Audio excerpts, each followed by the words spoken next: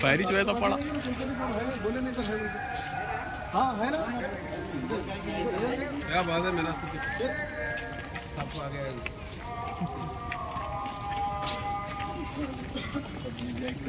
हाँ नहीं, मैंने कुलकर्णी साहब ने बोले ना।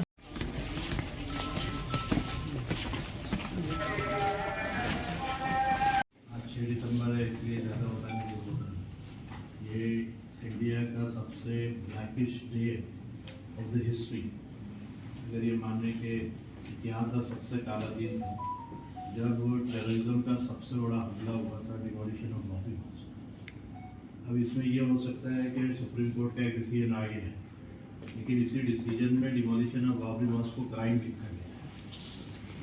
जब ये डिसीजन में करने वाले क्रिमिनल, वो क्रिमिनल्स को सजा क्यों नहीं दी गई? इन पॉइंटली उनके नाम है 62, 1 by 1 नेम लिखे गए हैं। ये 62% are the main culprit of this demolition of Babri मस्जिद।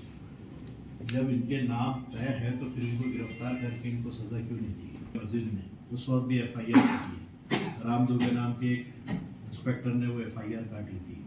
उस FIR का क्या हुआ? उसको भी सुप्रीम कोर्ट ने कहा था कि ये इस तरह से अवैध तरीके से मूर्ति रखना ये भी क्राइम है, वो भी क्राइम है।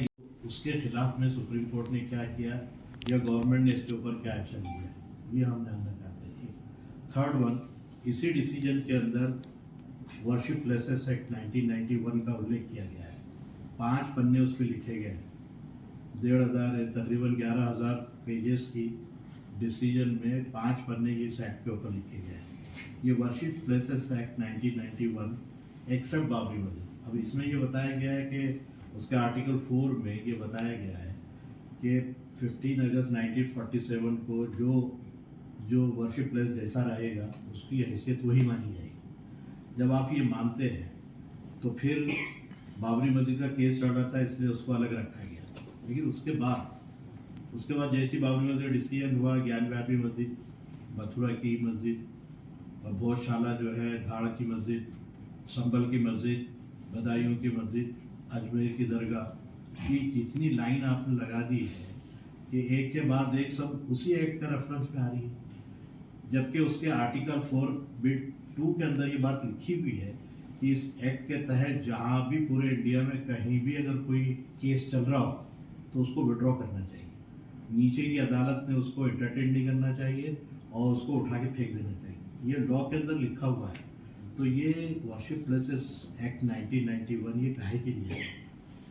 आपने जब चंद्रचूड़ साहब ने जब इंटरप्रिटेशन किया इस लॉ का, ज्ञानव्यापी मस्जिद के मामले में उन्होंने एक डिसीजन दिया, तो वो गलत इंटरप्रिटेशन हर मस्जिद के लिए लागू हो रहा है।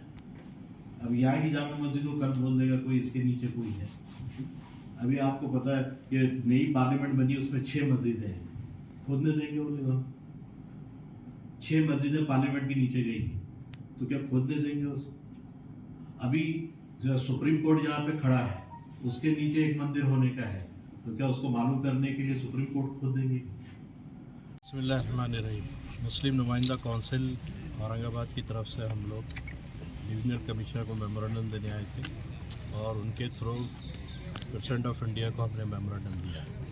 इसमें हमने बात कही है कि 6 दिसंबर इंडिया का जो है blackish day of the history, तारीख़ इतिहास का सबसे काला दिन है आज, इसलिए कि ये दिन टेररिज्म का सबसे बड़ा हमला हुआ था और एक मस्जिद को शहीद कर दिया गया। उसके बाद जो कुछ हालात हुए वो उसी के नतीजे में, इसलिए हम उसको जो है टेररिज्म एक्ट मानते हैं। सुप्रीम कोर्ट ने एक डिसीजन दिया है बाबरी मस्जिद के सिलसिले में, जो पूरे इंडिया पे लागू हो रहा है और लोग भी उसको एक्सेप्ट कर रहे हैं, बाद लोगों ने नहीं किया है। लेकिन जिस अंदाज से वो डिसीजन दिया गया है वो सिर्फ आस्था की बुनियाद पर है, तत्वों की बुनियाद पर नहीं दिया गया, फैक्ट्स की बुनियाद पर नहीं दिया है। ये भी हमने बात, उसमें हम ये कहना चाहते हैं उसके बावजूद जो चीज़ें उसमें लिखी हुई है, जैसा डिमोलिशन ऑफ बाबरी मस्जिद दिसंबर 1992 को जब डिमोलिशन हुआ है, इस एक्ट को सुप्रीम कोर्ट ने क्राइम कहा है कि ये क्रिमिनल एक्ट है, क्रिमिनल्स हैं, वो क्रिमिनल्स को गिरफ्तार क्यों नहीं किया गया और उनको सज़ा क्यों नहीं दी गई, हमारी मांग ये है तो उनको गिरफ्तार किया जाए और उनको सज़ा दी जाए अगर वो उन्होंने क्राइम किया है।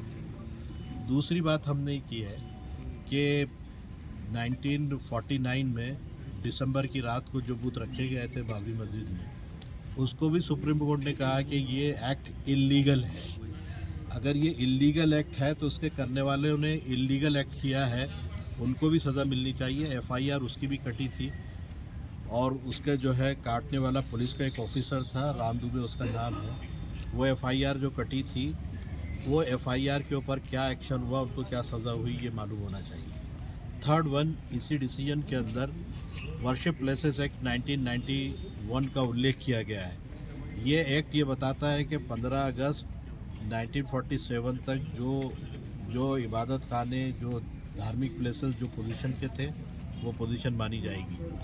15 अगस्त 1947 तक की जो पोजीशन है, डिमार्केशन है इसके अंदर। अब इसके तहत आपने इस लॉ को नज़रअंदाज करके ज्ञानव्यापी का एक डिसीजन दे दिया, सर्वे का, मथुरा की ईदगाह का एक डिसीजन दे दिया आपने, धाड़ के अंदर जो है भोजशाला जो मॉस है उसका एक डिसीजन दे दिया आपने, यहाँ संभल की जामे मस्जिद का डिसीजन दे दिया सर्वे का। हद तो ये हो गई कि अजमेर की दरगाह का भी डिसीजन दे दिया आपने। ये भारत जिस आइडियोलॉजी के ऊपर कायम है उस आइडियोलॉजी को ख़त्म करने की सबसे बड़ी बुनियाद यही लगी, और वो भी एक ऐसे वक्त में जबकि ये वर्शिप प्लेसेस एक्ट 1991 मौजूद है। ये बताता है कि 15 अगस्त से पहले जो था उसके बाद जो है वो उसकी हैसियत को माना जाएगा, लेकिन इसको फॉलो ही नहीं किया जा रहा। इसी के अंदर जो है उसके सेक्शन 4 में सेकंड B के अंदर ये लिखा हुआ है कि अगर इस किस्म के तमाम केसेस जो किसी वर्शिप प्लेसेस की हैसियत को चैलेंज करते हैं, इस एक्ट के तहत उसको विड्रॉ करके निकाल देना चाहिए। फिर ये एक्ट क्यों नहीं एप्लीकेबल हो रहा है और इसको लागू क्यों नहीं किया जा रहा है? 3 एप्लीकेशन सुप्रीम कोर्ट में पड़ी हुई है, मुस्लिम पर्सनल लॉ बोर्ड की, जमीयतुल उलमा की और अंजुमन ये तंजीम इंतज़ामिया अंजुमन की जो बनारस की एक तंजीम है, उसकी एक तीसरी एप्लीकेशन है। ये तीन एप्लीकेशन इस लॉ को इम्प्लीमेंट करने के लिए दाखिल की गई है। तो अभी ये कैसे होगा? ये क्या लॉ कॉन्स्टिट्यूशन का हिस्सा नहीं है? अगर ये कॉन्स्टिट्यूशन का हिस्सा है तो इसको इम्प्लीमेंट क्यों नहीं किया जा रहा है? और क्यों तमाशा गवर्नमेंट देख रही है? और क्यों अदालतों में जजेस जो इसको इंटरटेन कर रहे हैं? इसको उठा के फेंक देना चाहिए। ऐसी फाइलों को इंटरटेन ही नहीं करना चाहिए जिसमें इस लॉ के खिलाफ में बात आ रही है। तो हमारा कहना ये था कि इस लॉ को पूरी तरह इम्प्लीमेंट किया जाए, और इसी ये 3 बातों को लेकर हमने मेमोरेंडम दिया है यहाँ पर, और उनसे रिक्वेस्ट ये है कि आप हमारी बात जो है गवर्नमेंट ऑफ इंडिया तक पहुँचाइए।